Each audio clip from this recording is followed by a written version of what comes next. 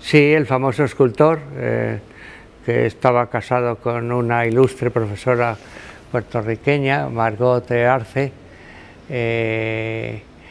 aunque a Compostela no le traté mucho porque hacía una vida muy retirada, no se relacionaba con los viejos republicanos con los que yo traté más, pero tenía una hija también muy activa y muy políticamente, una persona muy comprometida. Albornoz, ¿qué recuerdas? Pues recuerdo pues, su enorme entusiasmo por la poesía de Antonio Machado, el rigor con que hacía sus estudios.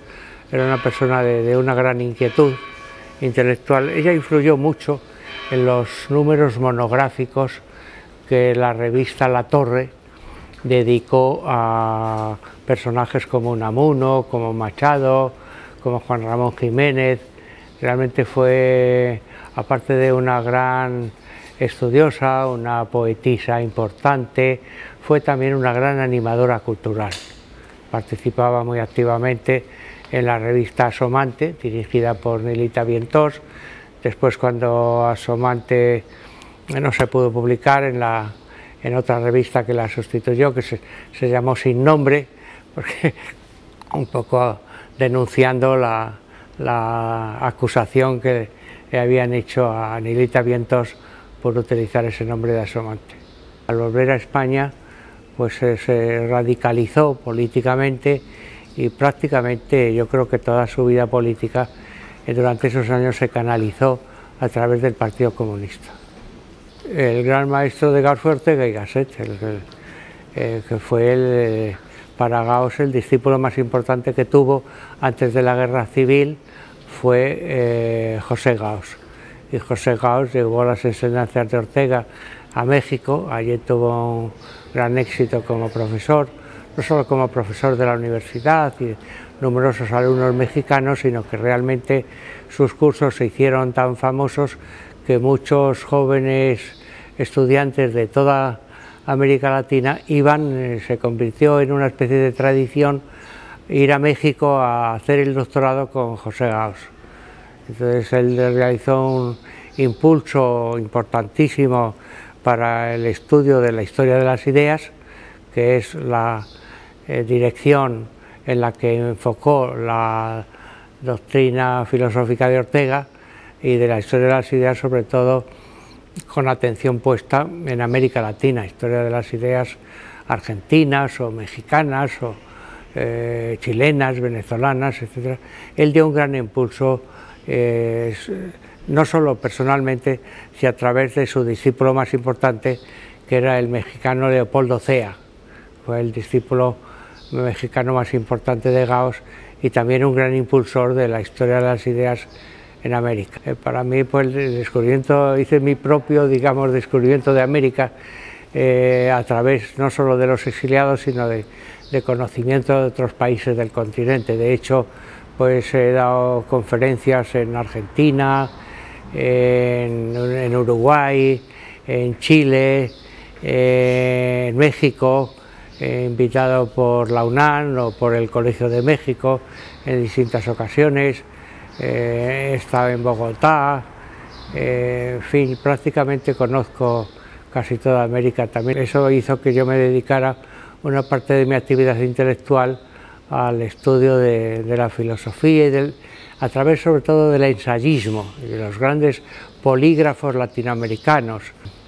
Pedro Enríquez Ureña, por ejemplo, o José Vasconcelos, José Enrique Rodó, pues han sido objeto de mi atención y tengo dedicado estudios, incluso una edición de los ensayos de Pedro Enríquez Ureña en la colección Archivos de París, pues está dirigido por mí.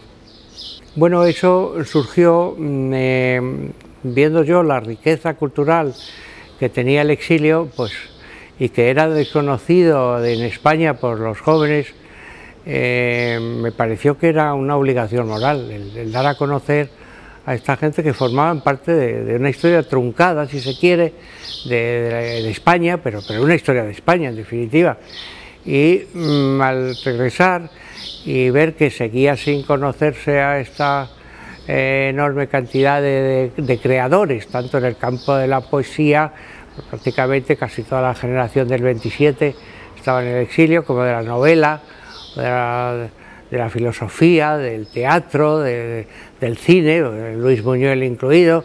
Pues entonces me pareció que era, y constatando que esta gente empezaba a morirse, ya muchos eran ya mayores, y entonces una reflexión que influyó mucho en mí, que pensar, si dejábamos pasar muchos años, no íbamos a encontrar ya personas vivas que dieran testimonio y razón de esta gran generación que en ese momento estaba perdida para España. Entonces, había que recuperar eso para que no se perdiese definitivamente, y en eso me ayudó mucho Manuel Andújar, novelista que había trabajado durante muchos años en el Fondo de Cultura Económica de México, por tanto conocía, tenía un gran conocimiento de exiliados de muy distinta procedencia, tenía direcciones, tenía teléfonos. La ayuda de Andújar fue fundamental para poder realizar ese trabajo de los 6 tomos.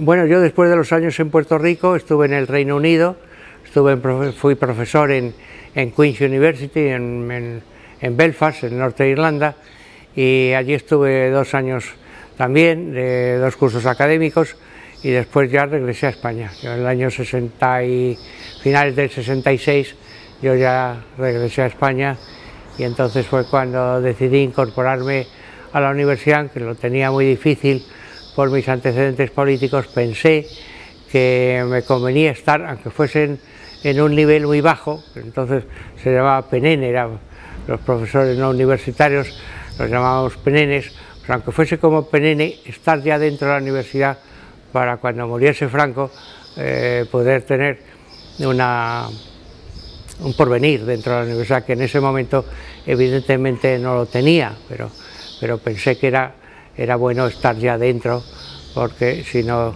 efectivamente hubiera sido muy difícil, como después se comprobó. Yo, claro, en cierto modo viví un cierto exilio interior, porque la censura me vigilaba muy de cerca, y eso me hizo sensible también a esos otros intelectuales que habían vivido dentro de España, que eran republicanos, que no habían podido publicar o que habían tenido que hacerse un nombre ficticio. Yo recuerdo que me influyó mucho el caso de Leopoldo de Luis, que era un nombre inventado también para poder realizar una obra poética de primera línea, o el propio Ramón de García Sols, que era también un nombre inventado para poder salir adelante en el mundo de la literatura, porque con su propio nombre, habiendo estado como había estado en el campo de Albatera y perseguido políticamente, pues no hubiera tenido ningún porvenir. Yo participé en el PSP y tuve, aparte de la militancia, pues una amistad personal con Enrique Tierno.